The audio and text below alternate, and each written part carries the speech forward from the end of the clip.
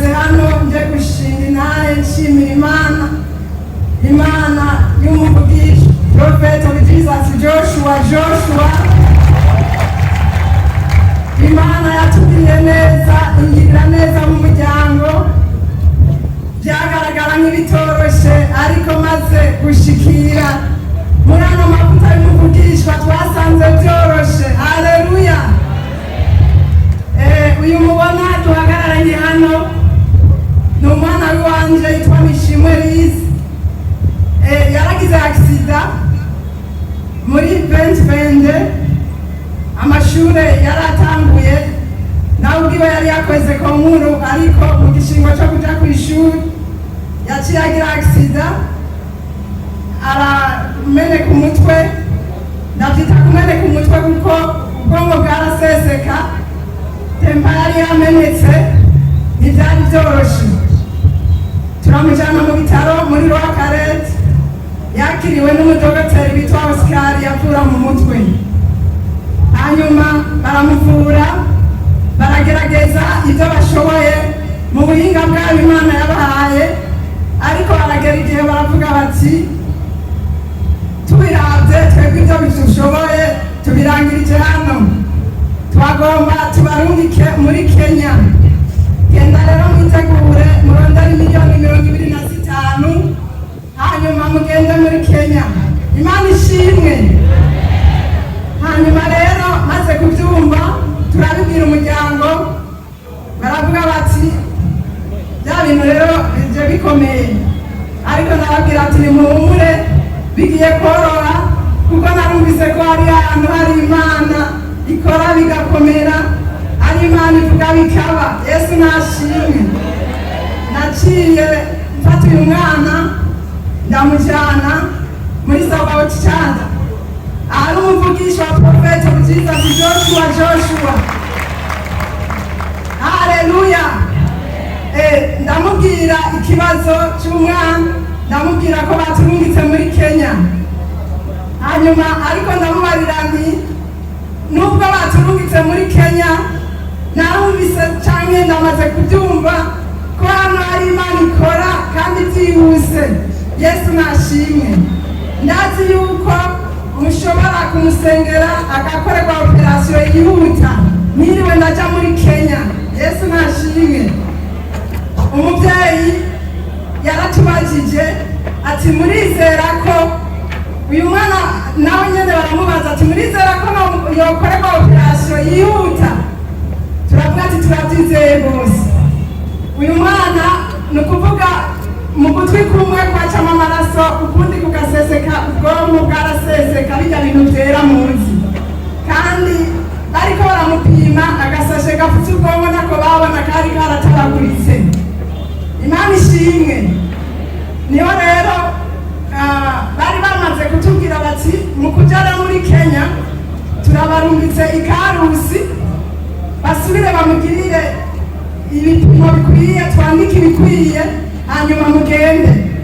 Umubyeyi ndamubwira nti baturungitse n'ikarusi kugira tuzaca tubandanya urugendo muri Kenya.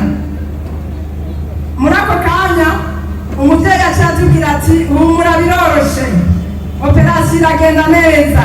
Yesu nashimwe. Umubyeyi yaciye amufata, aramusengera, afata hamwe mu mutwe, hamwe byagaragara umengo ntibyokunda, hamwe twabona umengo ntibizoshoboka.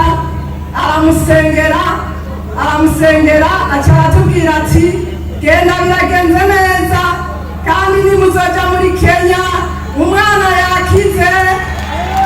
Abasinyesi cyane kuri Kristo Yesu. Haleluya.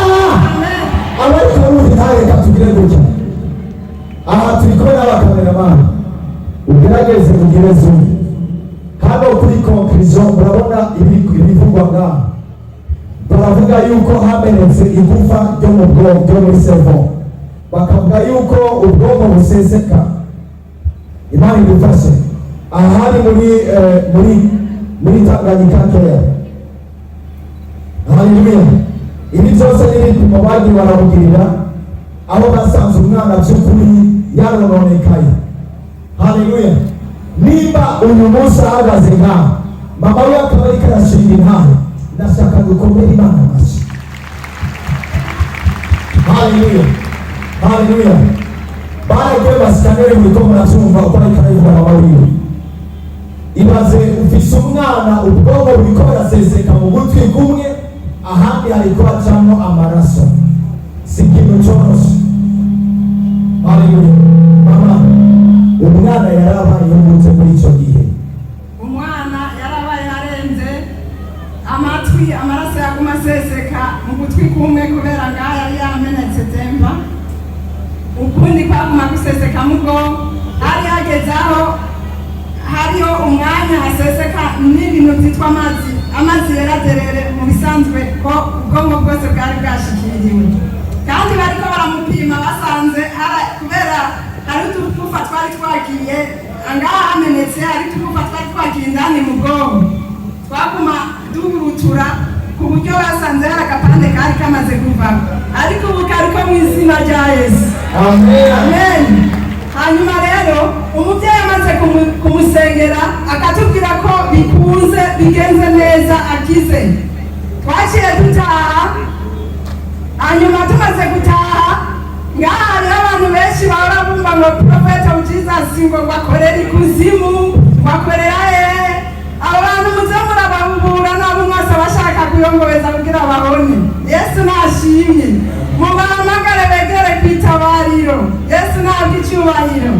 Mwumvise ko bakuye hanze baje gushinga intare, abo n'abasengerwa ku matelefone cyangwa kuri Zoom. Iyumvire nawe muraba amaso muyandi. Yesu nashimye. Bimaze kumera uko turataha, ariko tutarataha kubera igihe cyari kibaye kirekire, tumaze gusohora uburyo bwinshi cyane. Umwaka wa mbere wari uheze turi mu bitaro. Ishure bari batubwiye ko azosubira ku ishuri nyuma y'imyaka 5. Umuganga wiwe, umudogoteri wiwe. Hanyuma rero bimaze kumera uko, ndamubwira umuvyeyi ati kubera rero bantungitse igarusi, uburyo nabwo bwasa n'ubwatu muri ko burahera kuko ntivyari vyoroshe. Dusengere turonke umuriyoni n'inusu, ejo nyene ce nduga kuzana intare. Ubu sinzoba ngiye mu bipimo, nzoba ngiye kuzana inyishu ariyo turiko turatanga ngaho uno munsi. Imana nishimwe. Abasi benshi siniko ndabumva muri ko murumvise intare hanze gahemu, komera iyo Mana amashyi. Haleluya. Umuvyeyi acaradusengera ati genda n'ubwo buryo burabonetse. Yesu nashimwe. Dushitse muhira, nyene umwana murumva ko yari muri operation, yaciye atangura kumera nk'uwarabye, kandi yari mu bitaro. Urazi uri muri bloke nyene biba bimeze. Yesu nashimwe. Abantu mu rupangu baravuga ngo umwana yapfuye. Nanje ati arakomeye, burya ariko aravurwa, ari muri operation. Yesu ntabwo icyubahiro. Hanyuma ca ndamuterura kubera urwamo babiyigwishi, ca ndamujyana Tanganyika keya kugira ngo aruhuke bareke kumurusha. Maze gushikayo, igitangaza ca mbere wa muriyoni n'inusu, nashitse muri Tanganyika keya, telefone rimikashi mbonye yakira. Yesu nashimye. Nimuke umuvugisha yabo kego n'uburyo burabonetse. Hanyuma muri iryo joro nyene uyu unye dushitse Tanganyika keya, ibitangaza kuko yari yagiye yamaze gushirwa kwa mavuta, yaciye arandamuka avuga ngo urupfu runukira ruri hehe. Imana ishimwe. Amavuta y'umuvugisha yakumye cyane natwe twari tugeze no muri Tanganyika keya. Uyu aravuga ngo umuntu agwa uwo muntu nyumva hari umuntu umengo n'ibiko biramera neza, acarabyuka tubona agiye muganga ngo nkuramo ibiserumu, tuca tubona agiye yepfo gatoyi hari umuntu wo muri Kongo yaragwaye, ariko ntiyari indwara isanzwe, bwari uburozi. Acaravuga ati aho nari nsinziriye numvise uyu muntu, nabonye hari umuntu ariko aramuroga yagira mwice, ariko Imana iramugire neza, ni muri ibi bitaro mutahe. Imana ishimwe. Wa wundi sinzi ko muri ko muracyumva, wa wundi yararenze yari yaravye yari muri ko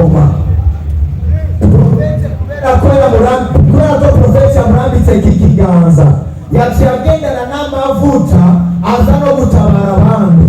Mu gihe bamukuye muhira atavuga yamaze kuja muri koma, bamushikanye muri kira, haciye umwanya acarabaduka aravyuka, acaja gusengera abandi. Amashi kuri Kristo Yesu. Haleluya. Ndiko nafasha ngo mugende mutahura neza ino ntahe. Mama hama byase bigenda gute? Umutama yari yamaze kumera nabi cyane, yasa n'uwapfuye. Ababa baravuga ati ego natwe twari twabonye ko ari uburozi, kandi mu miryango iwacu hari ibintu bitameze neza. Burya uwo mutama twagiye tubona abyuka, tuza tubona ararandamutse, tuza tubona aricaye. Wa mutama twageze kuva mu bitaro nabo bariko baramurira atashi wabo muri Kongo. Imana irabwa icyubahiro. Amen. Mama ndashaka kubwire gute rero mwagiye Ikarusi? Ikarusi yaho cyageze gute? Ikarusi rero twaragiye, tumaze gushikayo baramupima, bamaze kumupima nabo nyene ntibyabasobanukiye. Baravuga ati nibiki byabaye? Twe batwandikiye batubwira ko uyu mwana ubwonko bwiwe bwasanzaye kandi na temba yamenetse, ariko agasashe ku bwonko katariko, mugabo dusanze kariko. Akurutezi cyane kuri Yesu Kristo. Sindaruba. Basanze kagasashe bavuga ko katari kariko gafuka ubwonko, basanze kariko. Israel muri scanner. Kandi scanner ya mbere yari yaramaze kwerekana yuko ubwonko bwame buseseka atagashashe kariko. Ariko inyuma yo gusengerwa ashitse hariya Ikarusi muri scanner basanga agasashe kariko. Abaganga bacabwira gute? Abaganga batubwiye ati ahubwo n'umunyaruke muje gushimira Imana, nawe muri Kenya bari babarungitse ntimukigiye, n'udusigaye tuzorangira byihuse. Yesu ashimwe. Amena. Mumeri Imana amashi, Imana y'umuvugisha. Prophet of Jesus Joshua. Haleluya. Amashimwe kuri Kristo. Aha rero bari biteze yuko azosubira ku ishuri inyuma y'imyaka 5. None mu myaka 5 arayejeje amashure. Ndashaka kubona umunezero w'izina rya Yesu Kristo. Reka twumvirize rize. Myaka 5 bavuze ayejeje amashure asigaye 2. Yesu ashimwe. Uno munsi ari gukora exeta. Usavuye gukora exeta. Kandi yambwiye ngo yagerageje yabitoye. Yabitoye abashi kuri Kristo Yesu.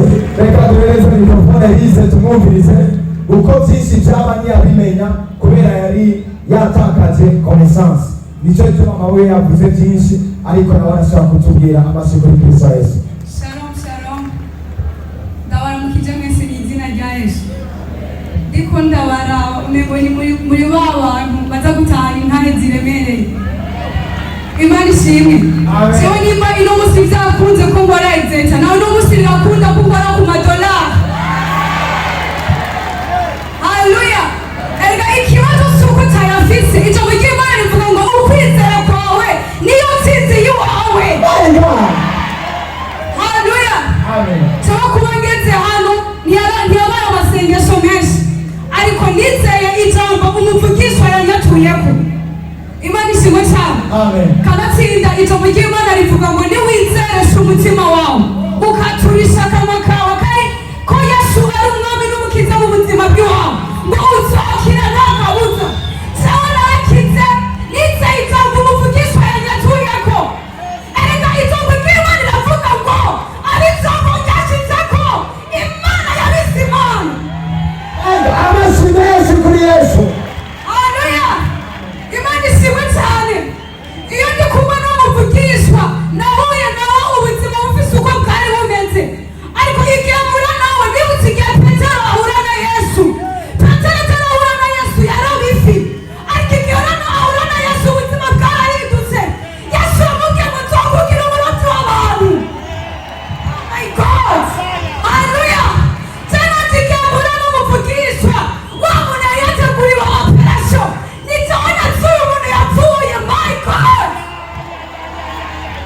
Haleluya. Magaze kuri kino gicaniro duhaha amavuta ndubaha umubyeyi wanje urashobora gukomera amashyi umubyeyi wanje my prophet. Imana ishimwe cyane ndamukunda cyane. Nahuye nawe hageze, nahuye nawe nari naragize atsinda mama yabivuze, ariko ntarahura nawe narifuza guhura nawe. Imana ishimwe cyane. Icyo nshimira Imana ego n'icyo umuvugisha aransengeye, ariko ikindi nshima Imana ni iki, ni uko namenye ikibanza cy'iwanje. Burya iyo tuvuze sabato ntituvuze ikibazo, ni ikibanza abantu bakiriramo. Burya tumira mugenzi wawe. None ni kubera iki wemera kuguma muri bwa buzima kandi hari ahantu hari ubutunzi ushaka kuguma ngaho kubera iki? Haleluya, Imana ishimwe cyane. Nta majambo njemba mfise menshi yo kuvuga, ariko umutima wanje wuzuye amashimwe, akanwa kanje kuzuye indirimbo kuko ibidasanzwe Imana yankoreye. Imana ishimwe cyane. Icyo nobwira abantu bazanye indwara, ijambo ry'Imana riravuga ngo imishishagu y'Imana yaradukijije indwara zose. Wandizera umuvugisha niyo kwa turakita ngo bikabyizere kuko imyamu yawe ni nzima warakize. Wowe izera ijambo umuvugisha nza gukwatura kurayo kubera ko utokwiza kubunyana wakora urira indege erega birakunda. Haleluya. Imana ishimwe cyane. Nta majambo bafise menshi yo kuvuga, ariko ndashima Imana. Ngiye gukora exeta nabonye Imana ivyananiye abandi nije nabitoye. Sinzi ko mwabyumvise. Haleluya. Wawuri ubwonko bwasetse. Imana yashyize ubwonko bw'original na exeta yagize akaravyo akomumva amashyi y'abantu. Haleluya. Hey! Fire! Hey! Hey! Hey! Haleluya. Rero ndashima Imana y'umuvugishwa. Imana y'umuvugishwa nzoyivuga hose kuko jewe narabonye Imana imbona nkubone, kuko ubuzima bw'iwanje ntibwari bumeze uku. Niriko nja mu makrize mu bitaro hari habaye muhira, ariko ubu mbayeho neza, nguwe neza. Ibintu by'amakrize narabisezeye, ahubwo niteho umuntu nza kutura abanjye mu makrize kuko ubuntu bw'umuvugishwa bundiko. Imana ishimwe cyane. Rero ikintu nogusaba waje muri kino kibanza, izere icyo Imana iriko iravuga ku buzima bw'iwawe. Burya birashoboka. Erega n'ijambo riravuga ngo Nyarucari niwe yavuye mu ihanga rikomeye. Basi iryo jambo uraryizera, basi kubera iki nawe utokwizera kutoza kugura ipasari ikiriri basi ngo Canada ndumva ntiwabyumvise, ariko izera kuko ubuzima bwo gupanga waburambiwe. Haleluya. Jewe ndizera icyo Imana ivugako, cyane cyane ijambo ry'Imana rivuga ngo mwizere Imana mubona gushikama, ariko arahandi hari ngo mwizere umuvugishwa. Gotacubona intsinzi isigura ngo intsinzi mu kanya gato mugira muhure. Amashyi menshi kuri Yesu Kristo. Haleluya. Abantu mwahezege rino ntahe, Imana ibahezege cyane. Ubuntu bwakoreye Elise n'umuryango we wose buze kudukorera, bakorere wese mu izina rya Yesu Kristo. Ubushobozi bwatumye ubwonko busubira mu kibanza cyabwo, ubushobozi bwatumye n'agasashe gafuka ubwonko kari karabaguritse gasubira kuba kazima. Ubwo bushobozi buri hano bwango buze kudukorera mu izina rya Yesu Kristo. Amashyi menshi basubira mu kibanza cyabo, ariko munda basabe kandi dukomere Imana amashyi twakira Madamu Chantal yaje ava muri